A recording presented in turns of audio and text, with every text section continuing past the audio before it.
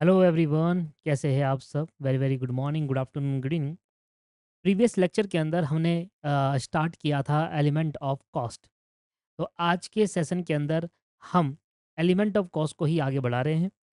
Previous class के अंदर मैंने आपको एलिमेंट ऑफ कॉस्ट के बारे में समझाया था कि एलिमेंट ऑफ कॉस्ट क्या होता है। किसी भी प्रोडक्ट को बनाने के लिए जो कॉस्ट इंकर्ड की जाती है उसको हम एलिमेंट ऑफ कॉस्ट कहते हैं। किसी भी प्रोडक्ट को बनाने के लिए जो भी कॉस्ट इंकर्ड होगी वो हमारे लिए क्या माना जाएगा? एलिमेंट ऑफ कॉस्ट माना जाएगा। इसमें हमने देखा कि एक प्रोडक्ट को बनाने के लिए हमें क्या क्या चाहिए होता है? मटेरियल चाहिए होता है, लेबर चाहिए होता है, एक्सपेंस चाहिए होता है। इसके बाद मटेरियल को हमने दो भागों में बांटा, डायरेक्ट और इनडायरेक्ट। इसी तरीके से लेबर और इधर एक्सपेंस भी हमने देखा। फिर जितने भी direct labour, direct material, direct expense होता है उसको हम प्राइम कॉस्ट कहते हैं। और जितने भी indirect material, indirect labour, indirect expense होते हैं उसको हम ओवरहेड कहते हैं। तो दोस्तों आज मुझे आपको वही समझाना है कि direct material, direct labour, direct expense क्या होते हैं और इनडायरेक्ट मटेरियल क्या होते हैं। तो एक एक करके समझते हैं। सबसे पहले हैंड डालेंगे डायरेक्ट मटेरियल।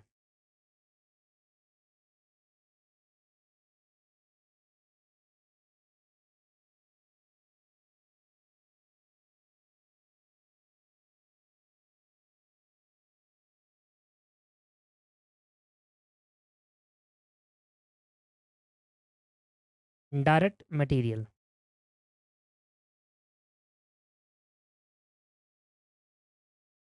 लिखेंगे साथ साथ। Direct material are those material which can be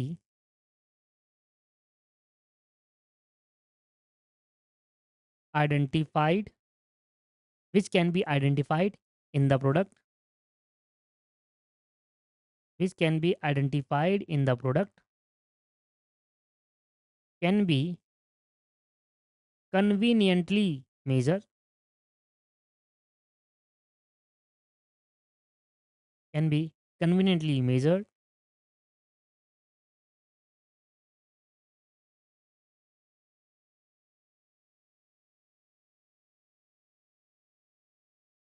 and and directly charged to the product and directly charged to the product।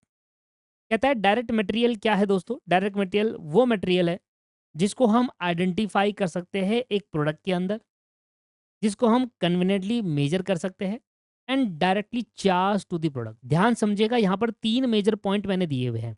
एक, मटेरियल आइडेंटिफाई किया जा सकता है, मेजर किया जा सकता है और directly charge to the product है। अगर किसी भी मटेरियल के अंदर ये तीन चीज होगी तो उसको हम डायरेक्ट मटेरियल कहेंगे। इसको हिंदी में भी लिखवाया जाता है एक बार बढ़िया से।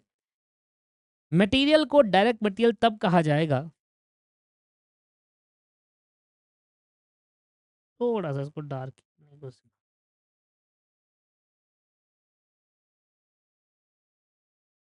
मटेरियल को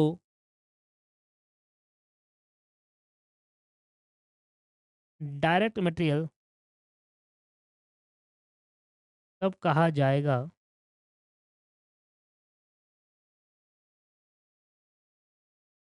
जिसको हम आइडेंटिफाई कर ले,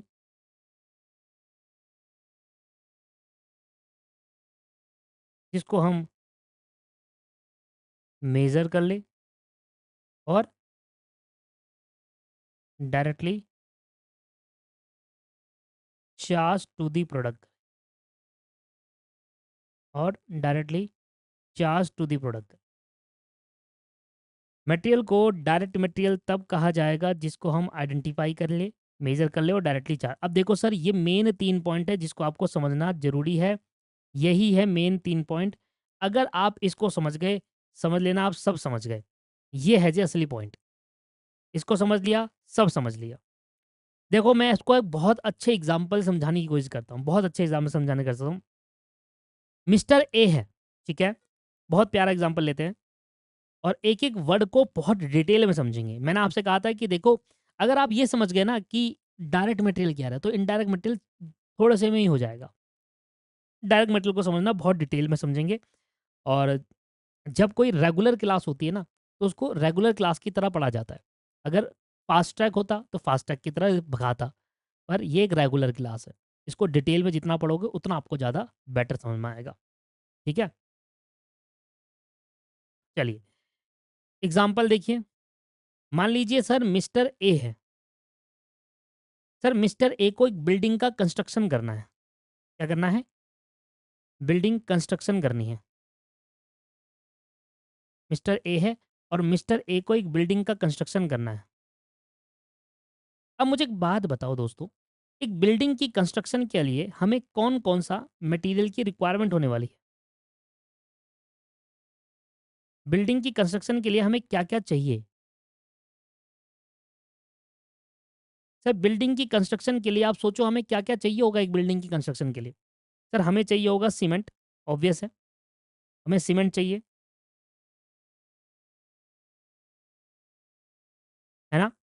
अब ज़रा बताना क्या-क्या चाहिए? मान लो मुझे सीमेंट चाहिए, ठीक है भाई। और क्या होता है? रेता, जिससे प्लास्टर करते हैं। इसके बाद डस्ट, बदरपुर जिसको हम डस्ट भी कहते हैं, है ना? और रोड़ी, सरिया बहुत बढ़िया और ईंट, बिना ईंट के घर बनाओगे क्या? ईंट भी चाहिए। तो बेसिकली कहानी ये है कि एक बिल्डिंग की कंस्ट्रक्शन के अंदर वैसे चाहिए तो बहुत कुछ होता है, मोटा-मोटा एक अंदाज़ा बता रहा हूँ आपको। चाहिए तो बहुत कुछ, पर मोटा-मोटा एक अंदाज़ा बताते हैं कि भैया सीमेंट लगता है, रेता लगता है, डस्ट लगता है, रोड़ी, सरिया, ब्रिक, लकड़ियाँ भी लगती है, पूरा घर बनाने के लिए। पर मोटा-मोटा एक अंदाज़ा हमें पता चल गया कि भैया इतनी सारी चीज़ें चाहिए। तो सबसे पहले हमने एक चीज़ फाइंड करो किसी भी प्रोडक्ट को बनाने के लिए। सोचो ये बिल्डिंग की कंस्ट्रक्शन ना होकर अगर ये प्रोडक्ट होता, तो किसी भी प्रोडक्ट को बनाने के लिए क्या-क्या चाहिए, क्या-क्या हमें मटेरियल चाहिए, ये हम सबसे पहले क्या करते? आइडेंटिफ़ाई करते। तो आइडेंटिफ़ाई क्या होता है? आइडेंटिफ़ाई हमें बताता है कि एक प्रोडक्ट को बनाने के लिए कौन-कौन सा मटेरियल उसको लगेगा, उसको हम आइडेंटिफ़ाई कहेंगे। तो मतलब मैं ये कह सकता हूँ कि ये चीज़ मेरे लिए क्या है दोस्तों? आइडेंटिफ़ाइड है। आइडेंटिफ़ाइड, आइडेंटिफ़ाई मतलब किसी भी प्रोडक्ट को बनाने के लिए क्या-क्या मटेरियल लगेगा, उसको हम क्या कहेंगे? आइडेंटिफ़ाइड कहेंगे। उसको हम क्या कहेंगे? आइडेंटिफ़ाई कहेंगे। ब्लर तो नहीं दिख रहा आपको? ब्लरिंग तो नहीं आ रही? ऐसा तो नहीं लग रहा कि ब्लर हो रहा है? क्लियर दिख रहा है ना? तो मैं यहाँ पर लिख दूँ एक लाइन? क्या लाइन लिखूँगा? मैं कहूँगा देखो भई, एक प्रोडक्ट को बनाने के लिए एक प्रोडक्ट को बनाने के लिए क्या-क्या मटेरियल क्या-क्या मटेरियल लगेगा, उसको हम आइडेंटिफ़ाइड कहते हैं। उसको हम आइडेंटिफ़ाइड कहते हैं। तो एक प्रोडक्ट को बनाने के लिए क्या-क्या मटेरियल लगेगा, उसको हम क्या कहते हैं? आइडेंटिफ़ाइड कहते हैं। तो सबसे पहले समझ में आया कि भैया एक बिल्डिंग की कंस्ट्रक्शन करनी है और उस कंस्ट्रक्शन को करने के लिए मुझे क्या-क्या मटेरियल लगता है, तो मैंने वो क्या करा? आइडेंटिफ़ाई करा। अब कितना मटेरियल लगेगा, ये भी तो बताओ, है ना? यार अभी तो आपने यही बताया कि क्या-क्या लगेगा। अब आप बताओगे कि सीमेंट कितना लगेगा? हमने कहा भाई सीमेंट कितना लगना है? तो आपने कहा भैया 400 बैग ऑफ सीमेंट लगेगा। 400 बैग सीमेंट के लग जाएँगे, 400 कट्टे सीमेंट के लग जाएँगे इस बिल्डिंग को बनाने में। और सर क्या-क्या लगेगा भई? रेता कितना लग जाएगा? तो आपने रेता आइडेंटिफ़ाई आइडेंटिफ़ाई करा मटेरियल। कितना लगेगा उसको हम क्या कहेंगे? मेज़र। कितना लगेगा उसको हम क्या नाम देंगे? मेज़र कहेंगे। भैया कौन-कौन सा मटेरियल लगेगा? वो हमारे लिए क्या है? आइडेंटिफ़ाइड। कितना मटेरियल लगेगा? उसको हम क्या कहेंगे? मेज़र कहेंगे। कितना मटेरियल लगेगा उसको हम क्या बोलेंगे? मेज़र। समझ में आया नहीं आया? चलिए देखिए, हमने कहा भैया सीमेंट कितना लगेगा? आपने कहा 400 बैग लग जाएगा भैया सीमेंट। ठीक है। हमने कहा भाई रेता कितना लग जाएगा? 50 टन रेता लग जाएगा। हमने कहा भैया डस्ट कितना लग जाएगा? 100 टन डस्ट लग जाएगा और 100 टन रोड़ी लग जाएगी। सरिया कितना लग जाएगा? 20,000 सरिया आपका कम लगेगा, 20,000 क्या, 20,000 ईंट लग जाएगी, मान लो 20,000। ओहो, गलत पेन से लिख दिया। 20,000 ईंटें लग जाएगी, ठीक है, 20,000 ईंटें लग जाएगी। इसके बाद 100 टन मान लो आपका ये लग गया। तो लगभग लगभग हमने देखा कि 100 टन मत लिखो, 100 टन बहुत हो जाता है। आप इसको ऐसे लिखो, 500 फुट, 500 फुट रेता और 500 फुट रोड़ी, मतलब डस्ट और रोड़ी, इतना लगेगा। तो सबसे पहले हमने क्या करा, किसी भी चीज़ को बनाने के लिए कौन-सा मटेरियल लगेगा वो आइडेंटिफाइड है। कितना लगेगा उसको हम कहेंगे मेज़र्ड, कितना लगेगा उसको हम क्या कहेंगे, मेज़र्ड कहेंगे। तो लो जी, ये क्या हो गया, मेज़र्ड हो गया। ये क्या हो गया, मेज़र्ड। बताओ सर, समझ में आया नहीं आया? कौन-कौन सा मटेरियल लगेगा? सर हमने कहा ये मटेरियल लगेगा, सीमेंट, रेता, डस्ट, रोड़ी, ब्रिक, सरिया। कितना सरिया, कितना मतलब कितना लगेगा? हमने कहा भाई इतना लगेगा, ये है मेज़र। तो अब ज़रा समझो, एक प्रोडक्ट को बनाने के लिए क्या-क्या मटेरियल लगेगा उसको हम आइडेंटिफाइड कहते हैं। एक प्रोडक्ट को बनाने के लिए क्या-क्या मटेरियल लगेगा उसको हम क्या कह रहे हैं? आइडेंटिफाइड कह रहे हैं। 1 मिनट देना। ए ठीक है।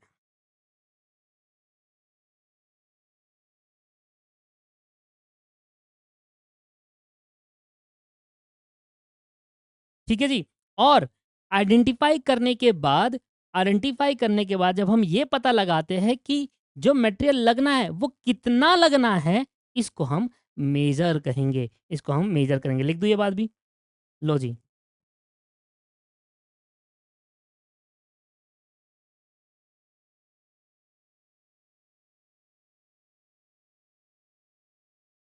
आइडेंटिफ़ाइड करने के बाद आइडेंटिफ़ाइड करने के बाद जब हम ये पता लगाते हैं कि कितना मटेरियल लगेगा, जब हम ये पता लगाते हैं कि कितना मटेरियल लगेगा, उसको हम मेज़र्ड कहते हैं। लो जी, हिंदी में भी लिख दिया, कौन-सा मटेरियल लगेगा, कौन-कौन सा मटेरियल लगेगा और कितना मटेरियल लगेगा। कौन-कौन सा मटेरियल लगना है उस प्रोडक्ट को बनाने के लिए, आइडेंटिफाइड। कितना मटेरियल लगेगा, मेज़र्ड। अब सर हमने कहा था कि डेफिनिशन क्या है? डेफिनिशन है direct material are those material which can be identified in the product. Product में आइडेंटिफाई करो कौन सा मटेरियल है। कैन बी, क्या आप उसको आसानी से मेज़र कर पा रहे हो? कन्वीनिएंटली मेज़र हो पा रहा है? यस। कितना मटेरियल लगेगा? वो भी मेज़र हो रहा है। अब ये क्या है दोस्तों? Directly charge to the product. अब ये एक नया पॉइंट है जो आपको समझना है कि directly charge to the product क्या है। देखिए, directly charge to the product का मतलब क्या होता है आप समझिए। मान लीजिए पेन है, ठीक है। अब इस पेन को ही बनाना है मुझे। अब इस पेन को बनाने में हमने कहा कि रही रॉ मटेरियल लगना है। इस पेन को बनाने में कौन-कौन सा मटेरियल लगेगा आइडेंटिफ़ाई कर लिया। जैसे कि प्लास्टिक, आगे की निब, इंक, ये सब चीज़ें। अगर ये तो इंक वाला नहीं है, बैटरी वाला है, ब्लूटूथ वाला है, तो उसके अंदर चिप-विप लगी होगी। तो ये सब मटेरियल लगेगा। मटेरियल लगने के बाद हमने कहा कि अच्छा, मटेरियल पता लगा दिया, कितना लगेगा एक पेन को बनाने का वो भी पता लगा लिया। अच्छा, तो हाँ, फिर हमने जब ये दोनों चीज़ पता लगा ली, तो अब मैं कह सकता हूँ कि जितना भी मेरा खर्चा हुआ है वो सिर्फ़ एक पेन बनाने को हुआ है ना? ऐसा तो नहीं कहूँगा ना कि जो भी मेरा खर्चा हुआ है वो बहुत सारे पेन बनाने में हुआ है, नहीं।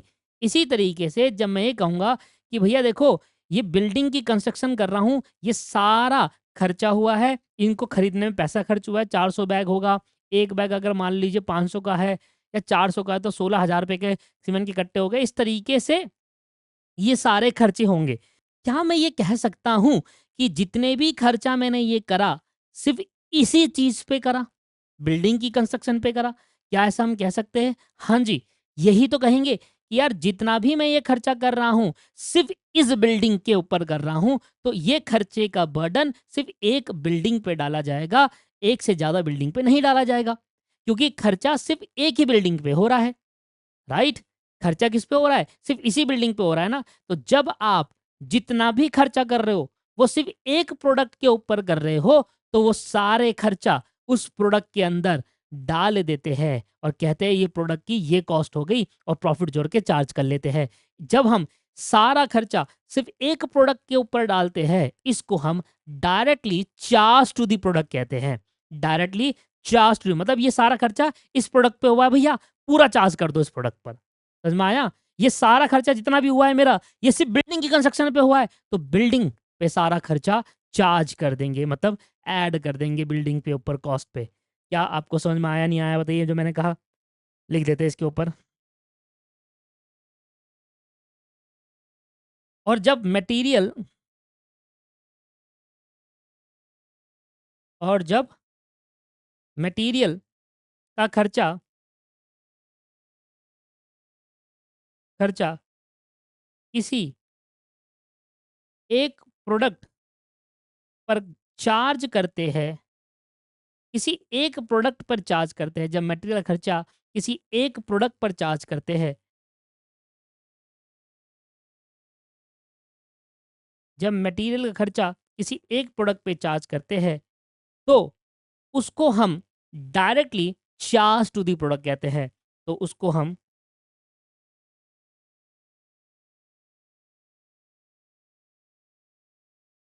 क्या समझ में आया?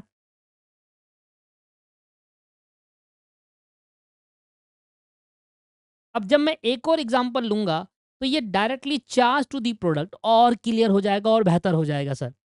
सर वो कौन सा एग्जाम्पल है? कि एक ऐसा एग्जाम्पल मैं लेने जा रहा हूँ जिससे आपको जो directly charge to the product के अंदर अगर कुछ 90 या कुछ 15 20 30% की अगर डाउट रह गया ना, वो क्लियर हो जाएगा। बस एक एग्जाम्पल और ले दो। तो हमने कहा कि बताओ सर डायरेक्ट मटेरियल क्या है, पहले ये बता दो सर। अब डायरेक्ट मटेरियल क्या है? डायरेक्ट मटेरियल है वो मटेरियल जिसके अंदर तीन चीज होती है। हाँ, क्या हम उसको आइडेंटिफाई कर पा रहे हैं? कौन कौन सा मटेरियल लगेगा? यस। क्या जो मटेरियल लगेगा उस पर कितना मटेरियल लगेगा, ये मेजर कर पा रहे हैं? यस। और जो भी खर्चा हो रहा है सिर्फ एक प्रोडक्ट को बनाने में हो रहा है? यस, एक प्रोडक्ट को बनाने में हो रहा है। इसका मतलब वो मटेरियल अब डायरेक्ट मटेरियल कहलाएगा। आइए जरा समझते हैं इनडायरेक्ट मटेरियल को। जो इनडायरेक्ट मटेरियल का एग्जांपल होगा वो समझ आ जाएगा आपको सब कुछ।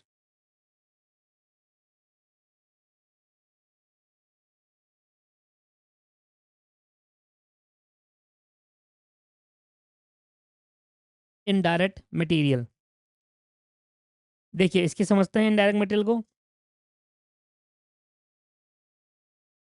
Indirect material refer to those material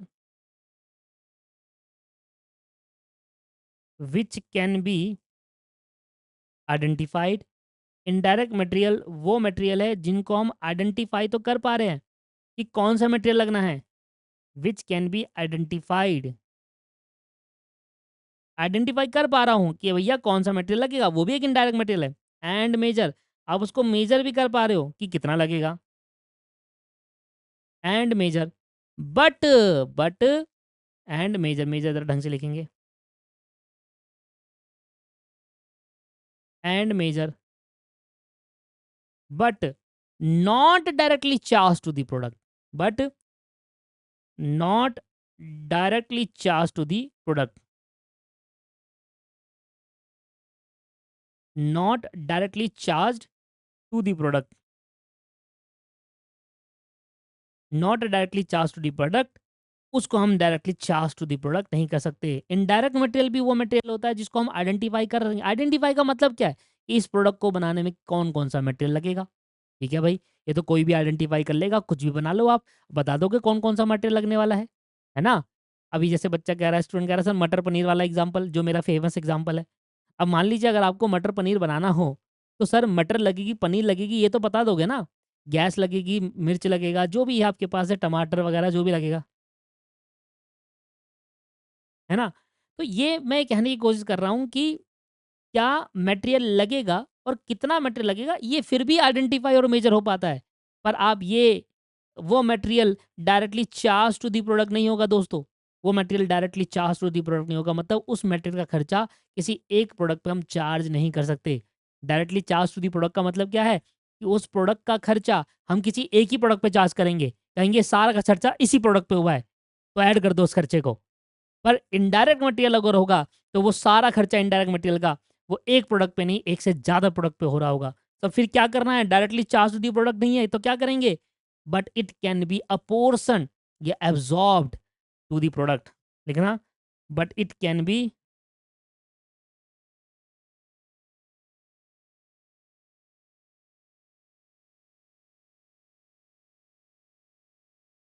a portion और absorbed to the product.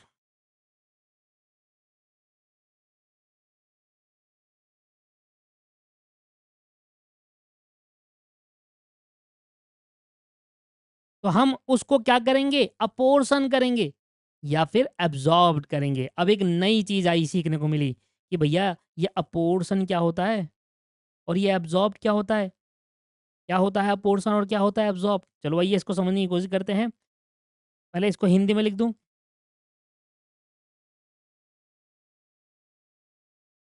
Indirect material की कॉस्ट, चलो इसी को समझाते हैं। अपोर्शन को समझा रहा हूँ मैं। क्या लिखा हुआ है? इनडायरेक्ट मटेरियल की कॉस्ट एक से ज़्यादा प्रोडक्ट में एलोकेट करेंगे। इसको अपोर्शन कहते हैं।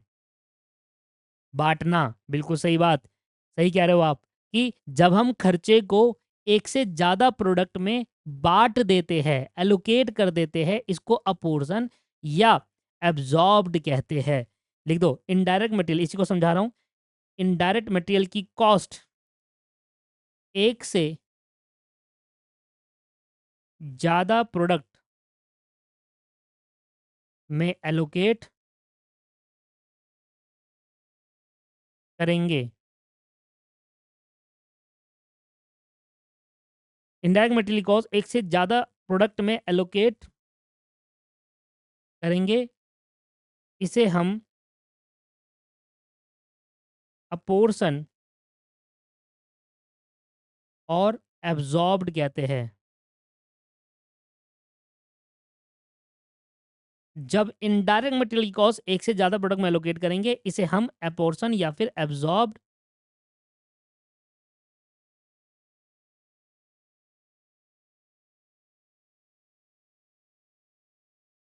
कहते हैं।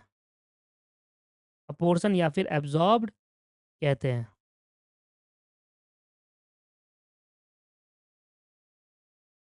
जब लगा दो आगे, जब इधर अब्ज़ॉर्ब्ड, यही डेफिनेशन है इसकी। क्या मतलब? यार मैं ना अब खर्चा मेरा सिर्फ़ एक प्रोडक्ट को बनाने में हो, वो खर्चा एक से ज़्यादा प्रोडक्ट को बनाने में हुआ है।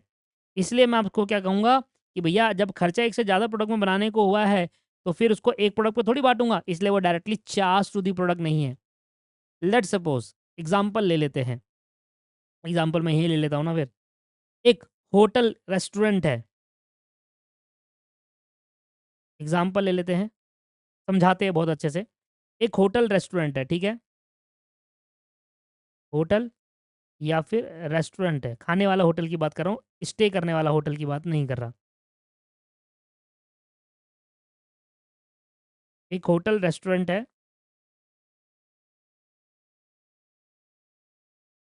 अब मिस्टर ए एक कस्टमर है, जो इनके पास आते हैं एज़ अ कस्टमर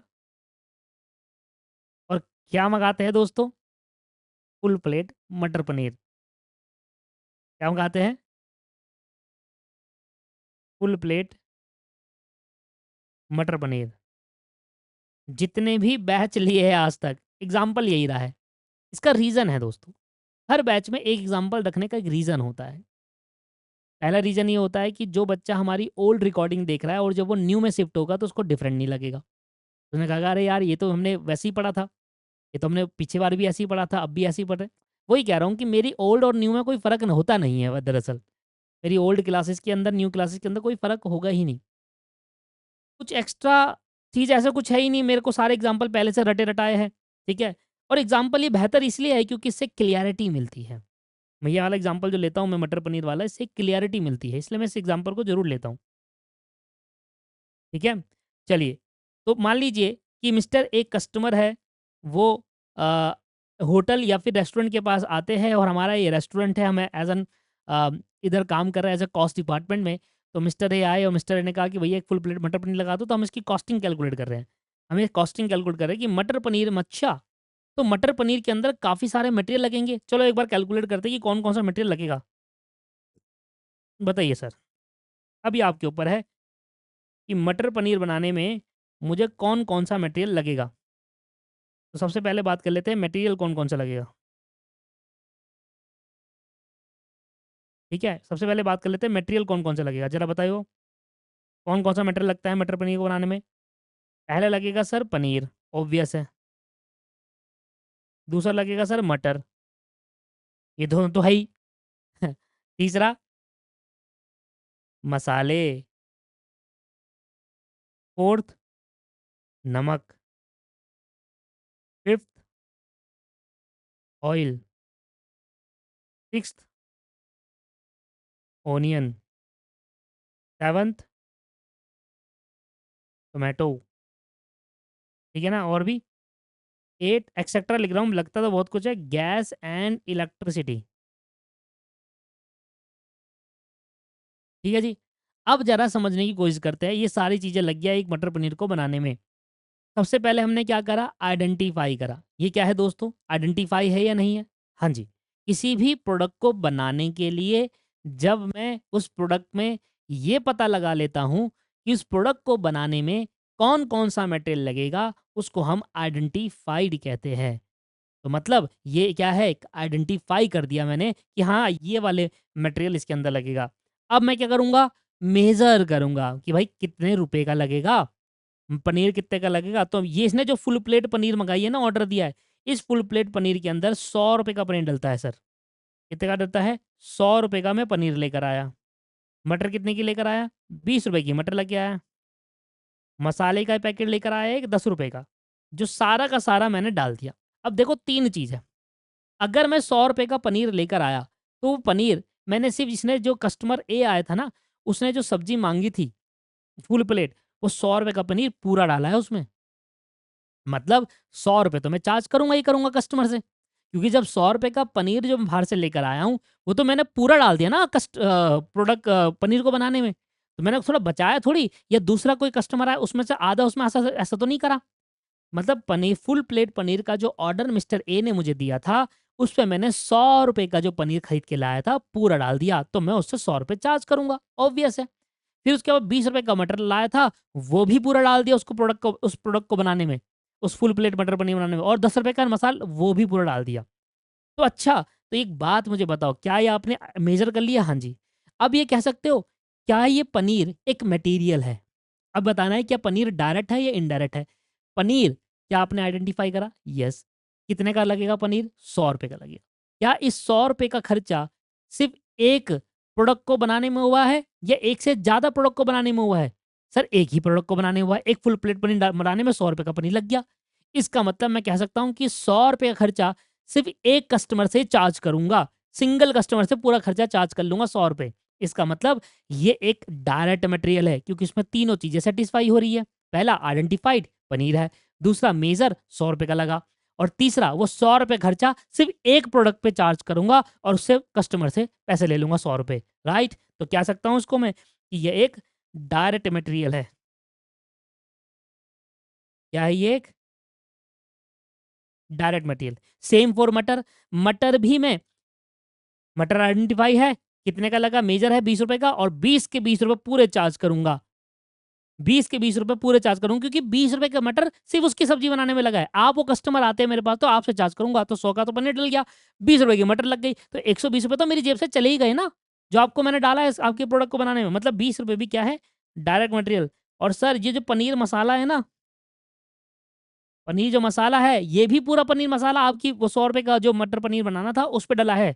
इसका मतलब ये भी एक डायरेक्ट मटेरियल है क्योंकि हम पूरा डाल दिया, कहीं यूज़ नहीं हुआ ये। अब आ जाती है बात नमक की। भैया नमक की थैली ₹30 की आती है। ₹30 की नमक की थैली आती है इतनी। आई थिंक वो 1 किलो की होती है शायद। चलो 500 ग्राम की मान लेते हैं। इतने ₹30 की नमक की थैली आती है। कितने नमक की थैली कितना नमक डाला होगा? चुटकी भर डाला होगा? नमक तो चुटकी भर ही डाला होगा आपने। जो पूरी ₹30 की नमक की थैली तो नहीं डाली। मतलब उस 30 रुपए की नमक की थैली में हमने बहुत सारी बार मटर पनीर बनाया होगा और कई सब्जियाँ बनाई होगी। 30 रुपए का पूरा चार्ज मैं उस कस्टमर से नहीं ले सकता। क्या ये एक जेन्युइन चीज़ें समझ में आ रही, नहीं आ रही? उस 30 रुपए को, जो 30 रुपए की नमक की थैली लेकर आया, उसमें से मैंने थोड़ा-सा नमक निकाला और उस मटर पनीर के उसमें डाल दिया। तो अब पूरे 30 रुपए थोड़ी चार्ज करूँगा यार उस कस्टमर से। मतलब उस नमक की थैली को अभी मैं बहुत सारे प्रोडक्ट बनाने में यूज़ करूँगा। हाँ, ये आइडेंटिफाइड है क्योंकि नमक है। हाँ, ये मेजर है क्योंकि 30 रुपए हमने मेजर कर लिया।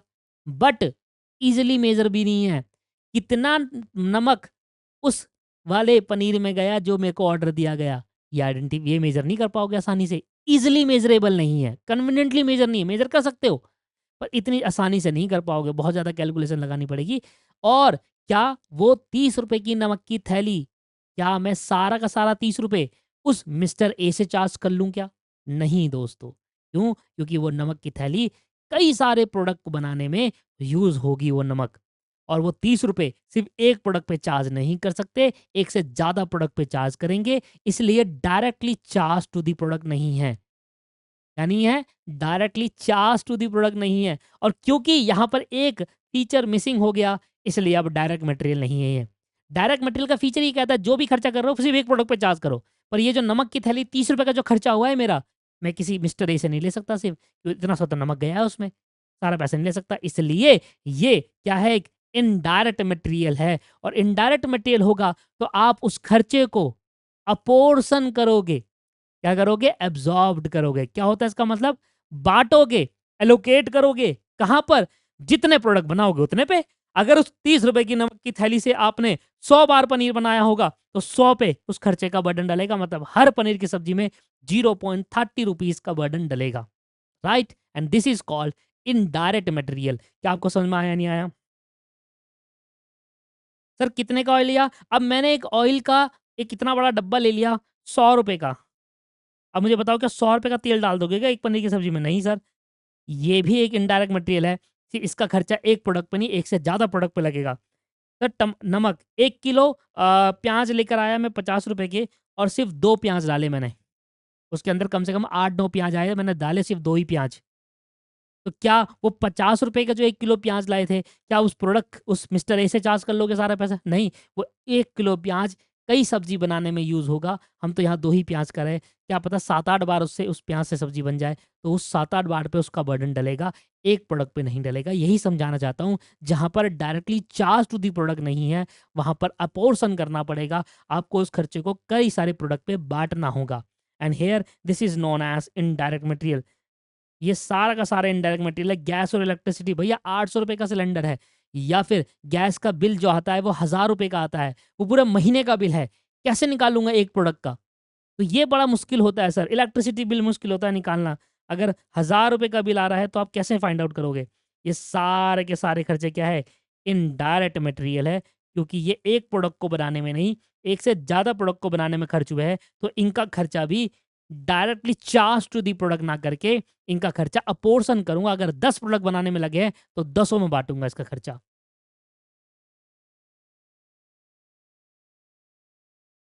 मसाले इनडायरेक्ट मटेरियल नहीं है, डायरेक्ट है। ₹10 का मसाला लेकर आया, पूरा डाल दिया था। बताया ना मैंने अभी आपको कि ₹10 का मैं मसाला लेकर आया और मैंने पूरा का पूरा मसाला ना उसको बनाने में डाल दिया। तो वो इनडायरेक्ट नहीं है।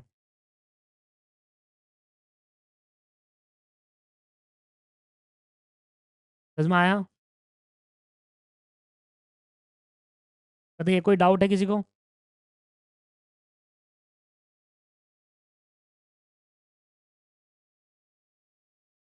चांदनी, उदय, शिकारी, ये कौन है? शिकारी कौसर, शिकारी, कृष्णा वर्मा, पूर्वी, साहू, निशा और दिशा। भैया बताओ क्या कोई डाउट है? नहीं है डाउट?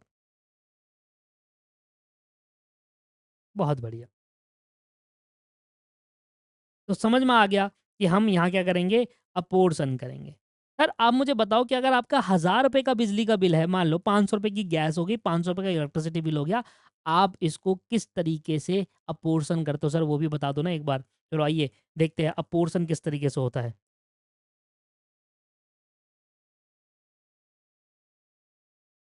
पोर्शन या एब्जॉर्ब, जो आप कहोगे वो कह दो।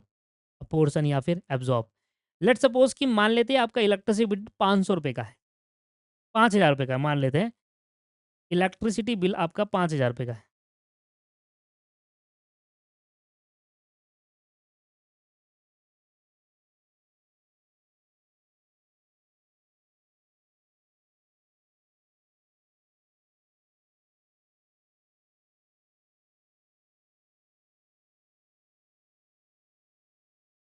ठीक है। अब इस 5000 रुपए के इलेक्ट्रिसिटी बिल कब आया? जब 500 यूनिट मेरा बिजली का बिल आया। कितना यूनिट बिजली का बिल आया? 500 यूनिट बिजली का बिल आया। मतलब 5000 का इलेक्ट्रिसिटी बिल 500 यूनिट बिजली बिल पे आया। मतलब मेरी टोटल यूनिट जो कंज्यूम हुई वो 500 यूनिट हुई, जिससे मेरा 5000 रुपए का बिल आ गया। 10 रुपए एक यूनिट का मान लो। अच्छा, लेट्स सपोज कि इसमें मेरा होटल है, मैं होटल चलाता हूँ और 2 टाइप के प्रोडक्ट मैं बेचता हूँ। मैं कितने प्रोडक्ट को बेचता हूँ? मैं 2 टाइप के प्रोडक्ट को बेचता हूँ, ठीक है? पहला है पिज़्ज़ा। मैं 2 टाइप के प्रोडक्ट को बेचता हूँ, पहला है पिज़्ज़ा। अब पिज़्ज़ा बनाने में हेवी मशीन का यूज़ हुआ और यहाँ पर 300 यूनिट बिजली यूज़ हुई। यूनिट कंज़्यूम्ड, 300 यूनिट कंज़्यूम्ड हुआ। 300 बिजली यूनिट कंज़्यूम हुई, ठीक है जी? और दूसरा मैं वो भेजता हूँ सैंडविच। अब सैंडविच की जो मशीन है वो थोड़ी छोटी होती है। आपको पता है पिज़्ज़ा का जो ओवन होता है वो काफ़ी बड़ा होता है, सैंडविच का तो इतना सही होता है, बस डाला ऐसे खोल के। पिज़्ज़ा का काफ़ी बड़ा होता है, तो वो ज़्यादा यूनिट कंज़्यूम करती है। तो यूनिट इधर जो कंज़्यूम हुई वो 200 यूनिट हुई। तो अब मुझे बताओ आप किस बेसिस पर इस 5000 के बिल को बाँटोगे? आप यूनिट के बेसिस पर बाँट दोगे। भाई जिस पे जितनी यूनिट होगी उसके हिसाब से खर्चा बाँटा जाएगा। तो इसके हिसाब से क्या होगा, इधर कितना इलेक्ट्रिसिटी बिल का बर्डन पड़ेगा इस पे? पिज़्ज़ा के उसमें कितना इलेक्ट्रिसिटी बिल का बर्डन पड़ेगा? हमने कहा भाई 5000 रुपए का टोटल खर्चा है, 500 रुपए एक है, 1 यूनिट पे 10 रुपए आता है, 300 यूनिट पे कितना आएगा? 3000 रुपए का बिजली का बिल का बर्डन इस पे पड़ेगा। एंड सिमिलरली इस पे कितना पड़ेगा? इलेक्ट्रिसिटी बिल 5000 यूनिट पे 500 पे डिवाइड करेंगे 1 का तो 200 कितना होगा? 2000 का बिजली का बिल इस पे पड़ेगा। लो जी। तो इस तरीके से यहाँ पर हमें समझ में आया डायरेक्ट मटेरियल और डायरेक्ट लेबर।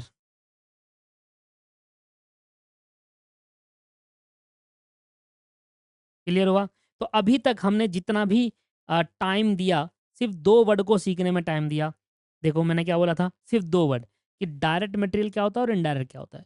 ऐसे खर्चा जो सिर्फ़ सिंगल प्रोडक्ट को बनाने में खर्च होता है, डायरेक्ट मटेरियल है।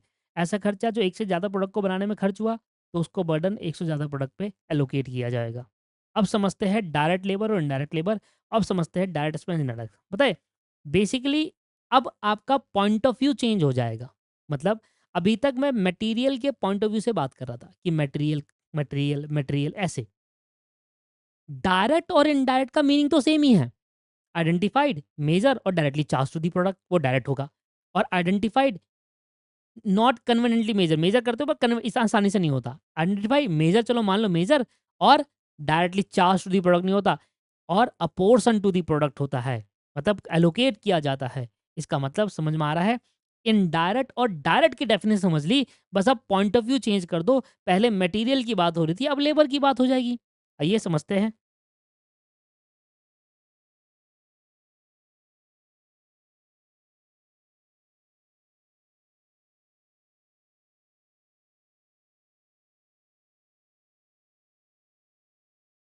Direct labour, it refers to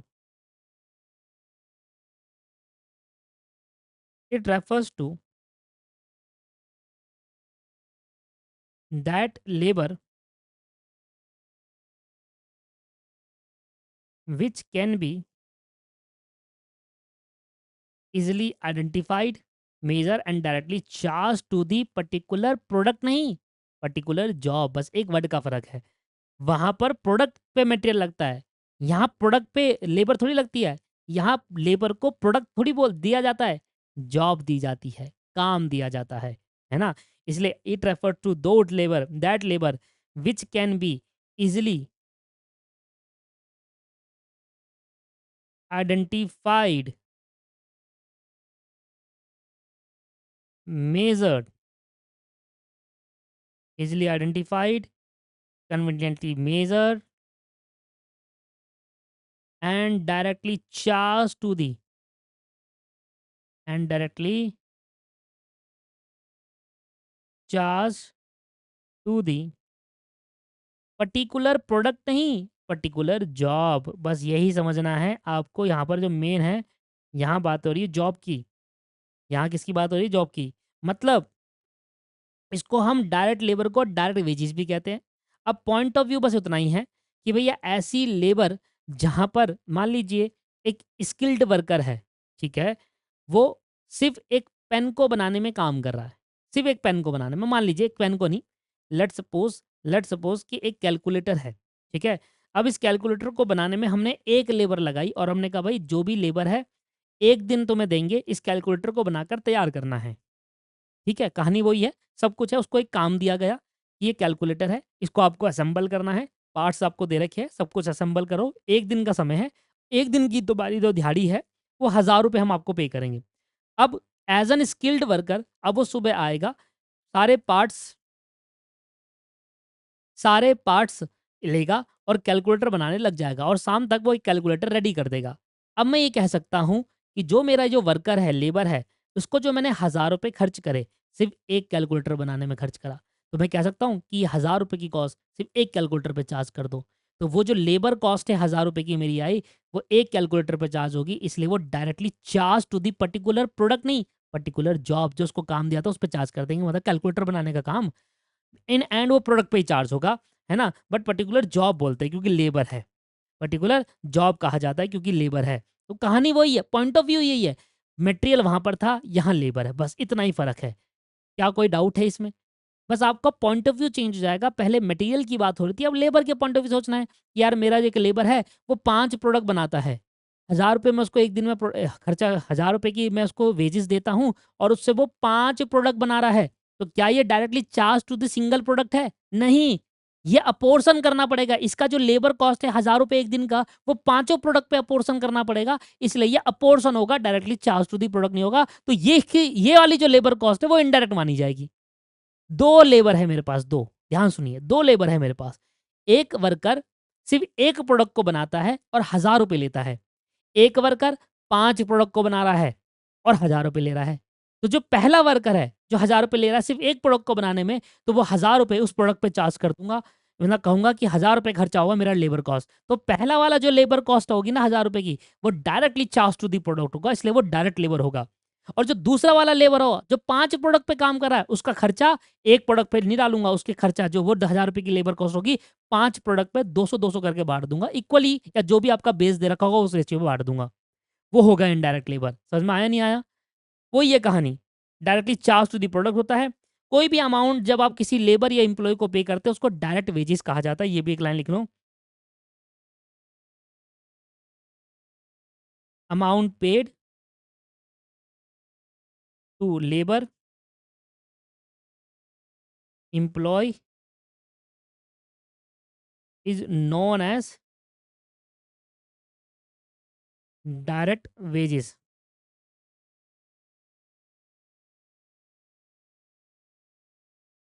amount paid to labour और employ is known as direct wages. इसी तरीके से डायरेक्ट इनडायरेक्ट लेबर क्या होंगे? इनडायरेक्ट लेबर में भी कंडीशन वही होगी, बस वो directly charge to the particular job नहीं होगा, वो apportion to the particular job होगा, है ना? अपोर्शन करना होगा उसको। लिख लो भाई, कहानी कंडीशन वही है। देखो जो पहली चीज़ आपने पढ़ी ना, वो डिटेल में जब पढ़ लिया ना, तो आपको सारी चीज़ समझ में आ गई। अब आपका पॉइंट ऑफ व्यू चेंज हो रहा है कि पहले हम लेबर के मटेरियल के पॉइंट ऑफ व्यू से पढ़ रहे थे, अब लेबर के पॉइंट ऑफ व्यू से पढ़ रहे हैं। पढ़ना ज़रा इस केस में लिखना। It refers to that labour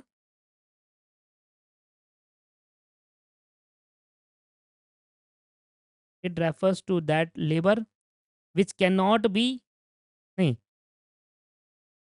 which can be identified, which can be identified. भाई कौन सी लेबर लेबर लगेगी, कौन सी लेबर लगेगी, ये तो आइडेंटिफाई कर सकते हो, स्किल लगना है, सेमी स्किल लग रहा है या अनस्किल लेबर लगनी है, वो तो आप आइडेंटिफाई कर सकते हो। बट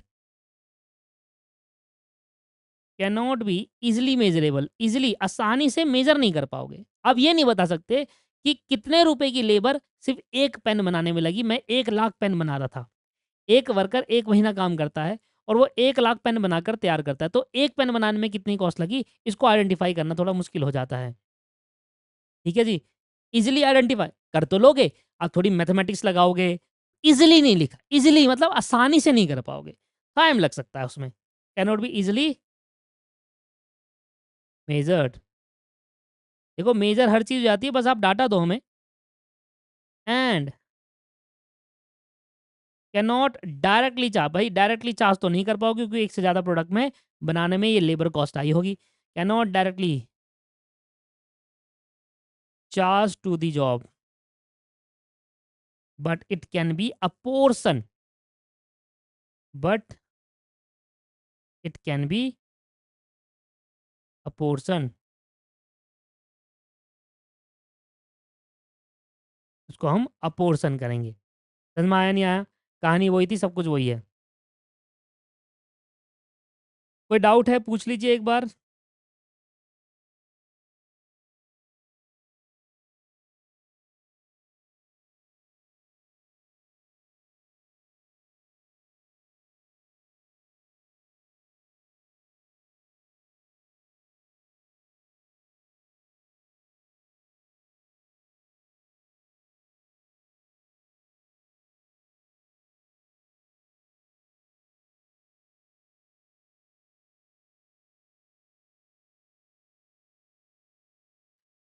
सर डायरेक्ट लेबर कौन होते हैं? जो बेसिकली फैक्ट्री में काम करते हैं।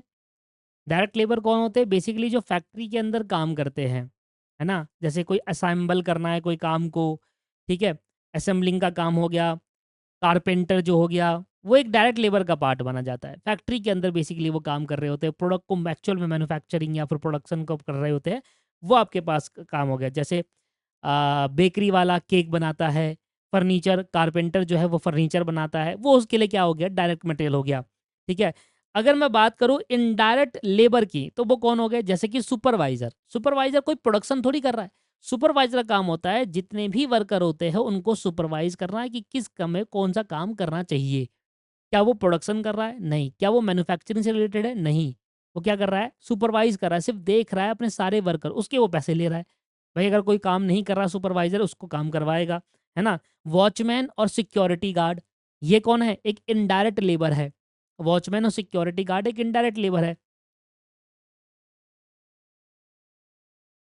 ठीक है? वॉचमैन क्या है? सिक्योरिटी गार्ड इनडायरेक्ट लेबर है। इसी तरीके से मेंटेनेंस स्टाफ हो गया, सॉफ्ट स्टॉप कीपर हो गया, स्टोर कीपर हो गया, क्लीनर हो गया, स्वीपर हो गया, सफाई करने वाला, ये सारे वर्कर कोई मैन्युफैक्चरिंग नहीं कर रहे। लिखवा दूं क्या इसका एग्जाम्पल?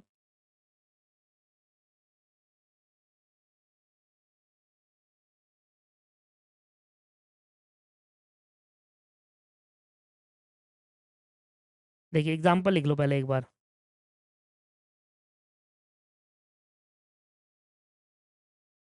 फैक्ट्री का सुपरवाइजर,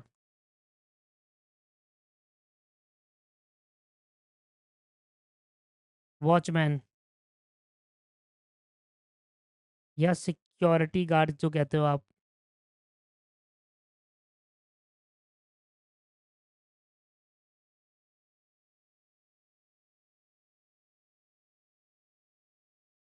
मेंटेनेंस स्टाफ, भाई वो स्टाफ जिसका काम सिर्फ मेंटेनेंस करना होता है, कोई प्रोडक्शन करना नहीं होता है, मशीन का रिपेयरिंग वगैरह, मेंटेनेंस वगैरह वो। स्टोर कीपर, स्टोर को ध्यान रखने वाला स्टोर कीपर, ठीक है? एंड क्लीनर, क्लीनर कौन होता है? जो फैक्ट्री में आकर साफ सफाई करते हैं। भाई ये इनकी भी तो सैलरी जाती है, ये भी तो लेबर है, ये भी तो लेबर है, इनकी भी सैलरी जाती है। इसका मतलब ये कौन सी लेबर हो गई? क्या ये directly charge to the product है? क्या वो क्लीनर जो सफाई कर रहा है, क्या वो प्रोडक्ट में कॉस्ट में ऐड होगी? यस होगी। पर सर बहुत सारे प्रोडक्ट ना एक में थोड़ी ऐड होगी, उस जगह पर बहुत सारे प्रोडक्ट बन रहे हैं, तो वो सब पे ऐड करा जाएगा। तो इसलिए इनडायरेक्ट लेबर जो होता है वो किसी एक प्रोडक्ट पे नहीं, एक से ज़्यादा प्रोडक्ट पे चार्ज करते हैं। होते हैं, प्रोडक्ट में तो हर कॉस्ट ऐड होगी, पर मैं ये यहाँ पर समझाने की कोशिश कर रहा हूँ कि कौन-सी कॉस्ट सिर्फ़ सिंगल प्रोडक्ट पे ऐड होगी, कौन-सी कॉस्ट बहुत सारे प्रोडक्ट में एलोकेट की जाएगी, ये समझाने की कोशिश कर रहे हैं। ठीक है ना? इसका एग्ज़ाम्पल जैसे कि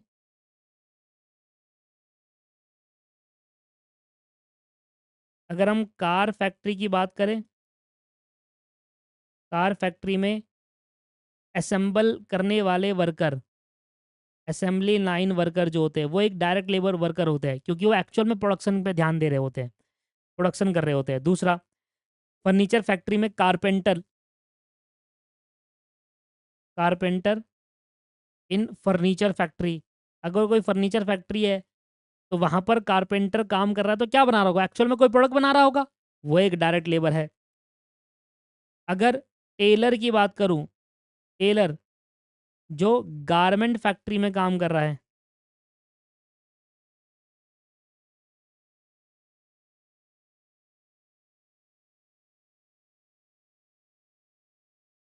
तो वो कौन है? सर वो हमारे लिए कौन है? वो एक गारमेंट फैक्ट्री है, कपड़ों की फैक्ट्री है, वहाँ पर टेलर काम कर रहा है तो क्या कर रहा होगा? प्रोडक्ट बना रहा होगा ना कुछ ना कुछ।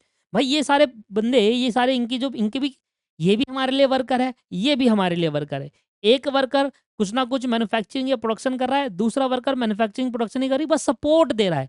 भाई फैक्ट्री सुपरवाइज़र सपोर्ट ही देता है, वॉचमैन वो भी सपोर्ट ही कर रहा है।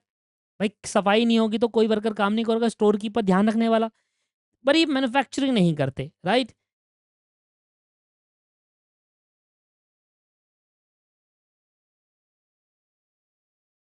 ब्रेकरी में ब्रेकर, ब्रेकर नहीं बेकर, ब्रेकर नहीं बेकर, बेकरी में बेकर कौन है? भाई बेकर वो पर्सन है जो केक बनाता है बेकरी में, तो वो सर कुछ ना कुछ तो प्रोडक्शन कर रहा है ना, तो वो हमारे लिए क्या हो गया? डायरेक्ट लेबर हो गया। समझ में आया नहीं आया? बस जी, लास्ट पॉइंट और समझो, डायरेक्ट एक्सपेंस, जिसको हम प्यार से चार्जेबल एक्सपेंस भी कहते हैं। ऐसे खर्चे, सबसे पहले ये वो खर्चे हैं जो अदर देन मटेरियल लेबर है। मतलब मटेरियल और लेबर भी तो खर्चा है या नहीं है? हाँ, भाई डायरेक्ट मटेरियल भी तो एक खर्चा ही होता है, मेरी जेब से खर्चा होता नहीं होता? अगर मैं कोई डायरेक्ट मटेरियल खरीद के लाऊँगा तो खर्चा होगा, यस, कोई डायरेक्ट लेबर कॉस्ट होगी तो वो भी तो खर्चा ही है, मेरी जेब से आ रहा है। तो फिर वो डायरेक्ट एक्सपेंस का पार्ट क्यों नहीं है? क्योंकि उनके लिए अलग से हेड बना दिया गया है। भाई जब मैंने अलग से हेड मटेरियल का बना दिया, मैंने लेबर के लिए अलग से हेड बना दिया, तो वो खर्चे ऑलरेडी मैंने अपनी प्रोडक्ट की कॉस्ट में जोड़ दिए, तो फिर इधर नहीं जुड़ेगा वो, इधर वो खर्चे जुड़ेंगे जो अदर देन डायरेक्ट मटेरियल और लेबर होंगे, राइट? डायरेक्ट मटेरियल और लेबर के, डायरेक्ट मटेरियल और डायरेक्ट लेबर के अलावा भी तो कुछ खर्चे होंगे ना, वो आपका डायरेक्ट एक्सपेंस कहलाएगा सर, जो कि वो भी मैन्युफैक्चरिंग प्रोसेस से रिलेट होता है। लिख देंगे, लिखेंगे, direct, direct expense refer to those expense,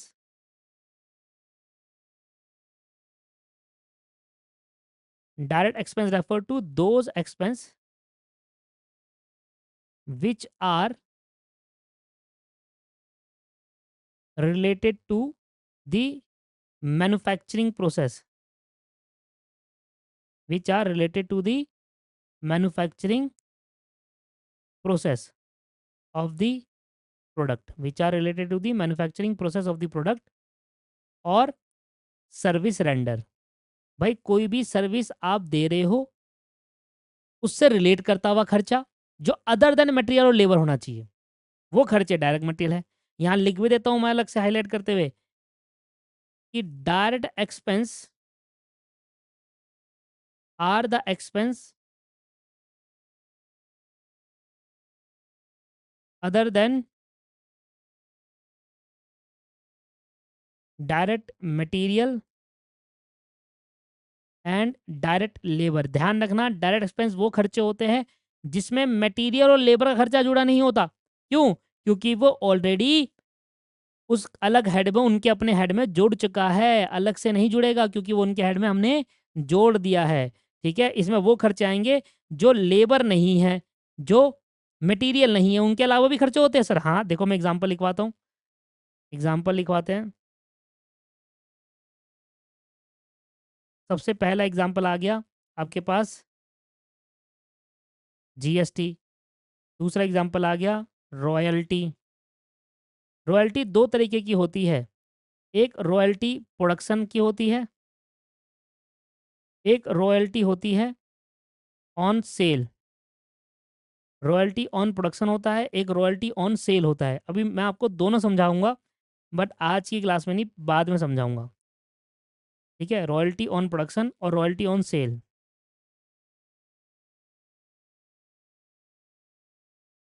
ठीक है जी।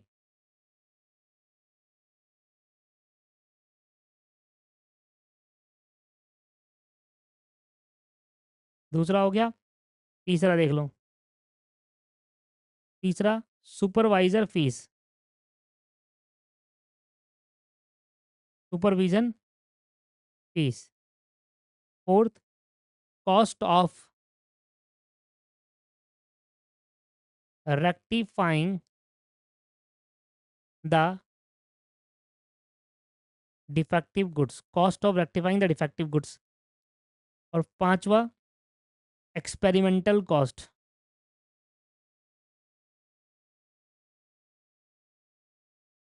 सर और भी कई सारे होते हैं। देखिए, जीएसटी का मतलब आपको पता है, ठीक है, जीएसटी मतलब goods and service cost, experimental cost. किसी भी डिफेक्टिव गुड्स को रेक्टिफाई अगर करता हूं तो रेक्टिफाई करने की कॉस्ट जो होती है वो भी डायरेक्ट एक्सपेंस या चार्जेबल एक्सपेंस मानते हैं।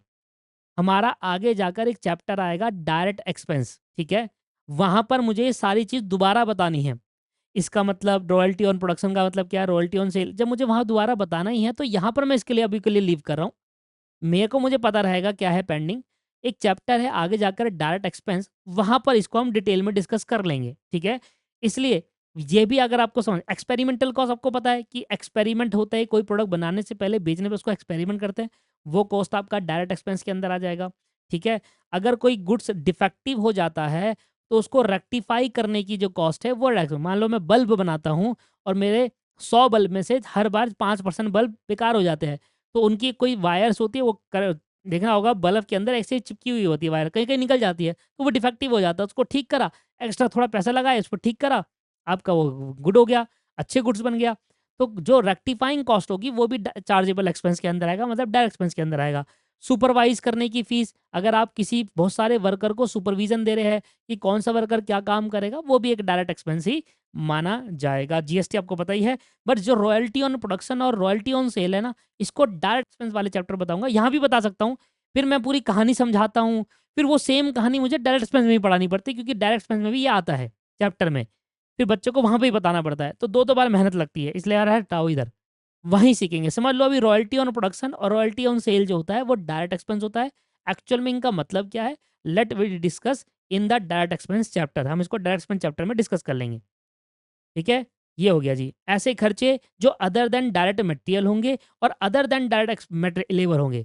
डायरेक्ट मटेरियल डायरेक्ट लेबर को छोड़कर जो खर्चे होने वाले हैं वो डायरेक्ट एक्सपेंस है। डायरेक्ट एक्सपेंस वो खर्चे होते हैं जो मैन्युफैक्चरिंग से रिलेटेड होते हैं, और जो आपने सर्विस देनी है, अगर आपकी मैन्युफैक्चरिंग कंपनी नहीं है, सर्विस कंपनी है, तो सर्विस देने से रिलेटेड जो खर्चे होंगे वो डायरेक्ट एक्सपेंस होंगे, पर उसमें मटेरियल और लेबर का खर्चा इंक्लूड नहीं होगा, उसका अलग अलग हट है। उनको छोड़कर बाकी सारे डायरेक्ट मैन्युफैक्चरिंग से रिलेटेड खर्चे डायरेक्ट एक्सपेंस का पार्ट होते हैं। डायरेक्ट एक्सपेंस को दूसरे नाम से चार्जेबल एक्सपेंस भी कहते हैं। आइए सर, इनडायरेक्ट एक्सपेंस पढ़ते हैं और चैप्ट ये वाला पार्ट हमारा खत्म हो गया।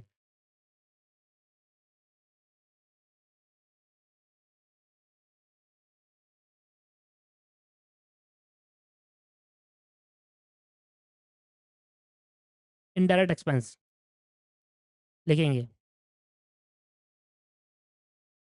इट रेफर टू कोई those expense which are not related to manufacturing process,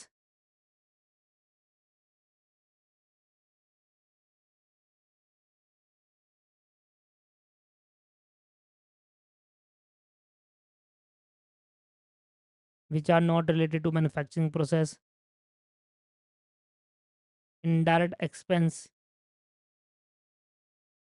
are those expense other than क्या? Other than indirect material. भाई ये भी तो है, जब इनडायरेक्ट मटेरियल का हेड अलग से बना दिया है मैंने, ठीक है, इनडायरेक्ट मटेरियल का हेड भी तो अलग से है, एंड इनडायरेक्ट लेबर उनका हेड भी अलग से है। तो इनडायरेक्ट मटेरियल और लेबर को छोड़कर जितने भी इनडायरेक्ट खर्चे हैं, लेबर का इनडायरेक्ट और मटेरियल का इनडायरेक्ट, इन दोनों को छोड़कर जितने भी इनडायरेक्ट एक्सपेंस है, वो आपका कौन कौन से हो सकते हैं? इनडायरेक्ट एक्सपेंस जो मैन्युफैक्चरिंग से रिलेट नहीं करता, मतलब कहाँ से रिलेट करता है? ऑफिस से, या बेचने से, या भेजने से, सेलिंग से, डिस्ट्रीब्यूशन से, या ऑफिस के खर्चे, वही तो वन जो नॉन मैन्युफैक्चरिंग है। क्योंकि मैन्युफैक्चरिंग वाले खर्चों को तो डायरेक्ट कह दिया। जैसे कि बताओ ऑफिस के खर्चे कौन कौन से हो सकते हैं? Audit fees, legal fees, rent office का, लीगल एक्सपेंसेस, है ना, सैलरी ऑफिस की, ये सब क्या है?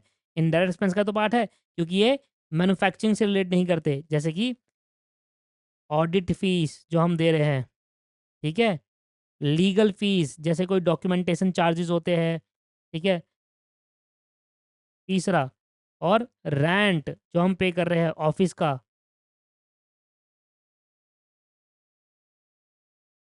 रेंट ऑफिस का हो या फैक्ट्री का है, rent is not a part of manufacturing. Rent office का हो, फैक्ट्री का हो, या शोरूम का हो, वो सारा रेंट क्या है? इनडायरेक्ट में ही आता है, क्योंकि रेंट फैक्ट्री का पार्ट है ही नहीं, सॉरी मैन्युफैक्चरिंग का पार्ट है ही नहीं। मैन्युफैक्चरिंग थोड़ी होती है, अगर मैं रेंट पे नहीं करूंगा तो मेरी मैन्युफैक्चरिंग थोड़ी रुक जाएगी, मैन्युफैक्चरिंग चलती रहेगी ना। रेंट बिलोंग्स नहीं करता ना मैन्युफैक्चरिंग को, ठीक है। फोर्थ, जैसे कि आपके पास सैलरी, अगर मैं ऑफिस में बैठे लोगों को सैलरी ना दूं तो मेरी मैन्युफैक्चरिंग थोड़ी रुक जाएगी। तो ये सब है, कई सारे खर्चे हैं। आगे जाकर हम एक चैप्टर और पढ़ेंगे जिसका नाम होगा कॉस्ट सीट। वहां पर उस चैप्टर के अंदर मैं आपको डिटेल में चर्चा करवाऊंगा कि इनडायरेक्ट एक्सपेंस की डिटेल लिस्ट, इस तरीके से काफी बड़ी लिस्ट है वहां पर हम डिस्कस कर लेंगे। अभी के लिए क्या है, सिंपल है, बेसिक बेसिक क्या पढ़ रहे हैं हम? इंट्रोडक्शन ऑफ कॉस्ट अकाउंटिंग, मतलब कॉस्ट का एक बेसिक पार्ट पढ़ रहे हैं कि यार ये इनडायरेक्ट एक्सपेंस क्या होते हैं, इनडायरेक्ट लेबर क्या होते हैं, इनडायरेक्ट मटेरियल क्या है, इनडायरेक्ट ये सब चीज़ें क्या है। इस तरीके से direct material, direct labour, direct expense, that is called element of cost. ये हम बेसिक बातें पढ़ रहे हैं, इन सबको एडवांस में पढ़ना है। कैसे? जितने भी इनडायरेक्ट खर्चे हो वो ओवरहेड है, वो हमारा एक चैप्टर है, डिटेल चैप्टर। डायरेक्ट मटेरियल पे हमारा चैप्टर है मटेरियल कॉस्ट, डायरेक्ट लेबर पे हमारा चैप्टर है लेबर कॉस्ट, डायरेक्ट एक्सपेंस में हमारा चैप्टर है डायरेक्ट एक्सपेंस वाला चैप्टर। तो हर एक के डिटेल चैप्टर है। ये तो सिर्फ बेसिक है, बेसिक मीनिंग है कि हाँ यार होता क्या है वो समझ लेते हैं। समझ में आया नहीं आया? तो ये है सर आपका आज का सेशन। और आज के सेशन के अंदर हमने समझा कि क्या होते हैं एलिमेंट ऑफ कॉस्ट, और उसको बहुत डिटेल में हमने खत्म किया। अब नेक्स्ट क्लास के अंदर मोस्ट इंपॉर्टेंट पार्ट हम करने आ रहे हैं डिस्कस, जो पूरे कॉस्ट का एक समराइज वर्जन होगा, that is called classification of cost, जो हम नेक्स्ट क्लास में डिस्कस करेंगे। आज के सेशन को हम यहीं पर समाप्त करेंगे।